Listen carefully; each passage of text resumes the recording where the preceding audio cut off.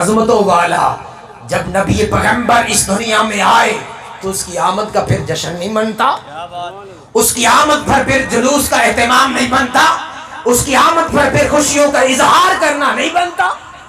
کیوں نہیں بنتا؟ آئیے صحابہ کرام کے اسوہ سے سیکھتے ہیں، صحابہ کرام سے اسوہ سے سیکھتے ہیں۔ مکہ کے حالات کچھ اور تھے، وہاں چھپ چھپ کر صحابہ کرام عبادت کرتے، چھپ چھپ کر دار ارقم کے اندر عبادت ہوتی، تعلیم و تربیت کا انتظام ہوتا۔ مگر مکہ سے جب ہجرت کر کے گئے مدینہ کے حالات بدل چکے تھے، مدینہ کے حالات ویسے نہ تھے۔ اگر آپ کہیں کہ حضور کے دور میں میلاد ہوا، آئیے میں آپ کو بتاتا ہوں کہ ہاں حضور کے دور میں میلاد ہوا، اور صحابہ کرام نے میلاد کیسے منایا، آئیے ہم ذرا اس کا بھی نقشہ کھینچتے ہیں۔ سبحان اللہ، سبحان اللہ۔ آقا کریم کی آمد ہے۔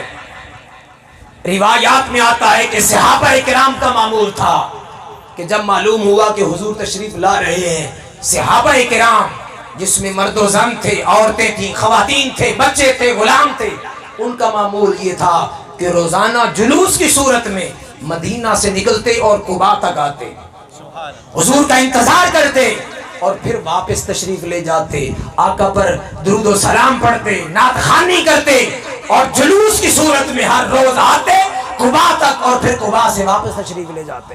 سبحان اللہ، سبحان اللہ۔ یہ صحابہ کا معمول تھا۔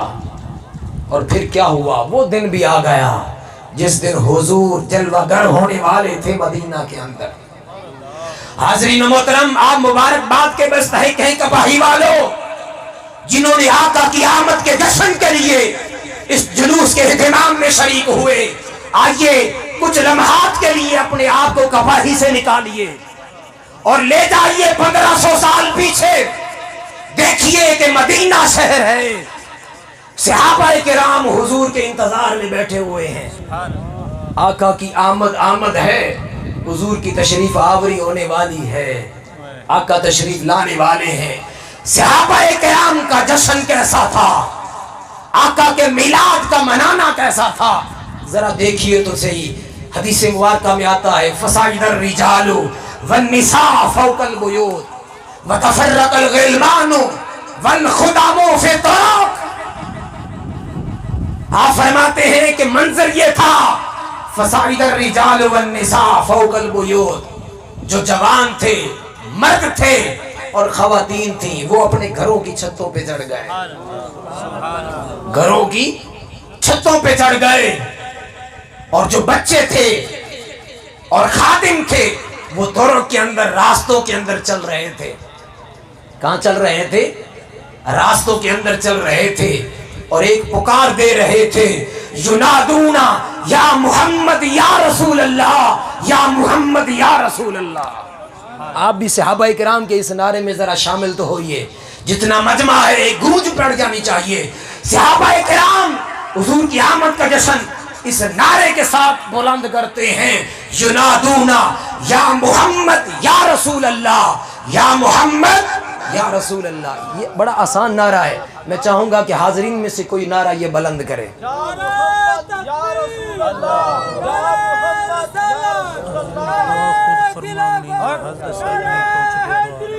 تاجدار ختم نبوت، تاجدار ختم نبوت، لبیک لبیک یا رسول اللہ، لبیک یا رسول اللہ، لبیک لبیک لبیک یا رسول اللہ۔ ماشاءاللہ، اللہ پاک سلامت رکھے۔ مختلف تنظیمات، مذہبی تنظیمات، ان کے پیشوا محبت کرنے والے جلوہ افروز ہیں، اللہ پاک تمام اہل سنت، ان کے اکابرین کو اللہ پاک سلامت رکھے۔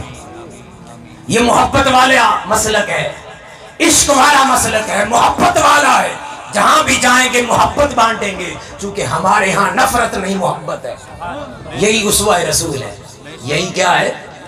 اسوہ رسول ہے۔ قرآن کہتا ہے محمد الرسول اللہ والذین معہ اشداء علی الکفار رحماء بینہم، کہ محمد الرسول اللہ، محمد اللہ کے رسول ہیں، والذین معہ، اور آپ کے صحابہ، ان کا معمول یہ ہے، ان کی طبیعتیں یہ ہیں، اشداء علی الکفار، کافروں پر سخت ہیں، کافروں پر کیا ہے؟ سخت ہیں. رحماء بینہم، مگر ایک دوسرے کے ساتھ بڑے رحم دل ہیں. ایک دوسرے کے ساتھ رحم دل ہیں، ایک دوسرے سے محبت کرنے والے ہیں. اگر ایک دوسرے سے ہی نفرت ہو تو یہ حضور کا درس نہیں ہے، یہ حضور کا درس نہیں. اشداء غیر ہوں تو ان کے ساتھ للکارنا ہے، مگر جب اپنوں کی بات آئے وہاں رحماء بینہم، مل جل کر رہیں، محبت سے رہیں، پیار سے رہیں. یہی قرآن کا درس ہے، یہی مصطفیٰ کا درس ہے، اور یہی میلاد کا درس ہے. کیا بات ہے، کیا بات ہے. حضور نے محبت سکھائی ہے، نفرت نہیں. اگر کہیں نفرت ملتی ہے اس کا مطلب یہ ہے نہ قرآن کا درس ہے نہ مصطفیٰ کی حدیث کا درس ہے. سبحان اللہ. تو میں عرض یہ کر رہا تھا، صحابہ بیٹھے ہیں، کیا منظر ہوگا کہ صحابہ کرام کی آمد ہے، صحابہ کرام ہیں، حضور کی آمد کا انتظار ہے، حضور کے استقبال کے لیے موجود ہیں. فصعد الرجال والنساء فوق البیوت وتفرق الغلمان والخدم فی الطرق. خادم اور غلام بازاروں کے اندر ہیں اور نعرہ کیا بلند کرتے ہیں؟ ینادون یا محمد یا رسول اللہ، یا محمد یا رسول اللہ، یا محمد یا رسول اللہ. کس کا استقبال کر رہے ہیں؟ حضور کا. میں نے عرض کیا یہاں منظر اور ہے، مکہ میں منظر اور تھا. وہاں غلامی سلب ہو چکی تھی، کسی کو اجازت نہ تھی کہ اعلان اپنے آپ کو مسلمان ہونے کا اعلان کرے، مگر یہاں منظر بدل گیا. صحابہ کرام حضور کی آمد کا انتظار کرتے ہیں، اور جب آقا تشریف لاتے ہیں تو ان کی ایک ہی آواز ہوتی ہے، یا محمد یا رسول اللہ، یا محمد یا رسول اللہ. اور میرا آپ سے سوال ہے، آپ یہاں پر بیٹھے ہیں، راستے کے اندر جلوس تھا، آپ کیا کر رہے تھے؟ حضور پر درود پڑھ رہے تھے یا نہیں؟ یہ اللہ کا حکم ہے، اللہ کی سنت ہے، ملائکہ کی سنت ہے. ان اللہ وملائکتہ یصلون علی النبی یا ایھا الذین آمنوا صلوا علیہ وسلموا تسلیما. مسلمان کا شیوا یہ ہے کہ وہ حضور پر درود و سلام پڑھتا ہے. حضور کی یاد کی محفل ہو، میلاد کی محفل ہو، ہم میں سے ہر کوئی درود پڑھتا ہے یا نہیں؟ وہ بدبختی ہوگا جو حضور پر، حضور کی آل پر درود نہیں بھیجتا. مگر ہم میں سے ہر کوئی ان کا ذکر ہو تو درود پڑھا جاتا ہے یا نہیں؟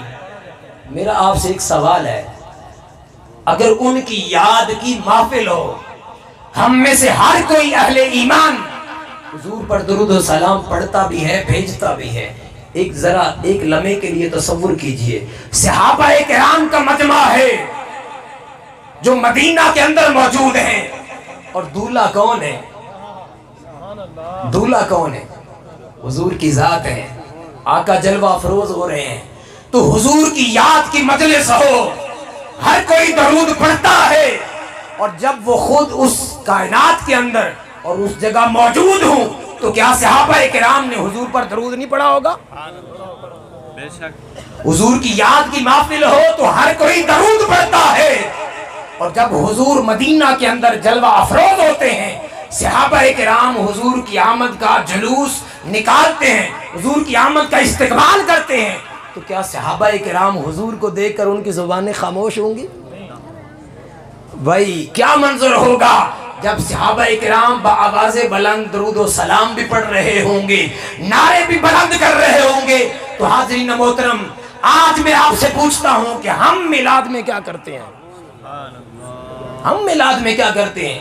حضور کی نعتوں کے ترانے گونجتے ہیں، نعرے بلند کرتے ہیں، درود و سلام پڑھتے ہیں، لنگر تقسیم ہوتا ہے، یہی کچھ ہی اور ہوتا ہے. اس میں کون سا ایسا عمل ہے جو حضور اور صحابہ کرام کے عمل سے مختلف ہے؟ اور آگے